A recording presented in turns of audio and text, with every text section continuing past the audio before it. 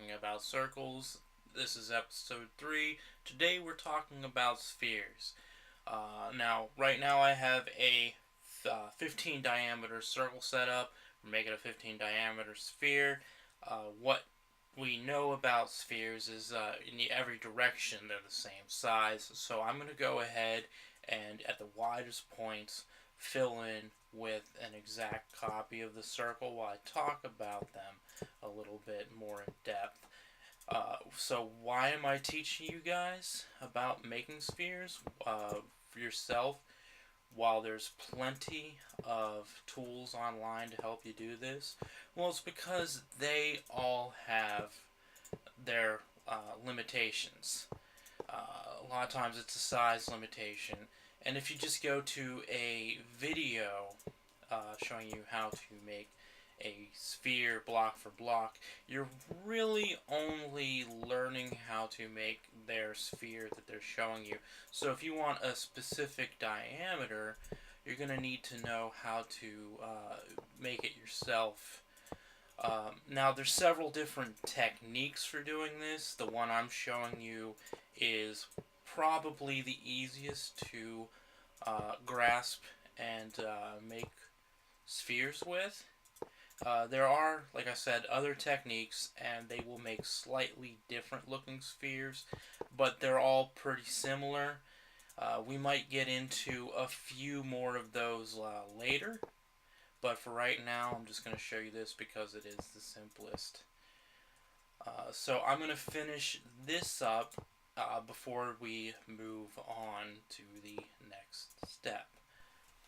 Now, to build upon this, we're going to imagine a ball, super ball, baseball, or something like that. And if we took slices out of it, we would be left with different size circles. So we're going to mimic that here. Right here I have 5 diameter. So I'm going to go ahead and make a 5 diameter circle. I'm only going to work on one half of this because it's just a mirror image on the other half. So I'm going to finish this up fairly quickly so we can move on. Now next, because we go 2 out on each side, it will be a 9 diameter circle. Again, we just put these in, and when we go to the next step, it will actually be the funky part because we will be in the middle here of where these things connect. So I'll show you how to do that. And for this layer, I'm going to use a color in the spectrum that contrasts a little bit better than yellow. So we're going to go with blue. Now, we're just pretty much going to make another circle here that would be going this way. But you'll notice when we come back up to, say, do this circle around this way, we just have our first 2 already done for us. So try not to get confused. You just let those be. Bam. Right across. Do the same thing. And then they connect up. And when you're doing this side of this one, hey, it's the same thing. And there you have it. Next, all you have to do is fill in the middle. With this one, the case is, it really does only get one following this pattern going up.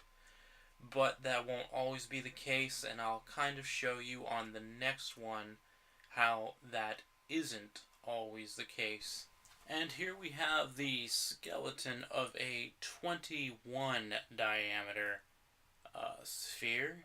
Now I'm only going to be working on 1/4 of this one because every side is just a mirror image of the last side. And this is just going to show you what happens when you run into a little snag when things line up. You'll have 2 options. So I'm going to get it built up to the middle point here, here, and here using the same technique as before. And I went ahead and got up to the problem child part. Now, if we were to, say, go up 1 on this, it would go 5, 2, and then V. So it would look like that. Of course, filling in the other way and the last way. You got this kind of awkward corner there. You can leave that there, or if you prefer, you can remove it. Looks just as good. I usually like to leave it there, add some character to this sphere.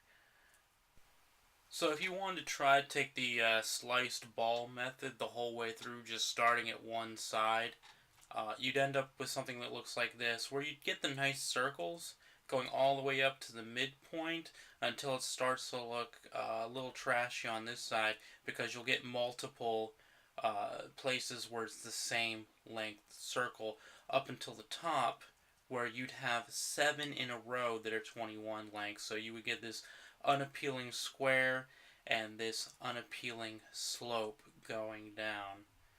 Anyway, I hope this video helps your Death Stars not to look like bored cubes. If you enjoyed this video, please leave a like, and comment what you'd like to see next. Sub to see more in the future, and until next time, keep your stick on the ice.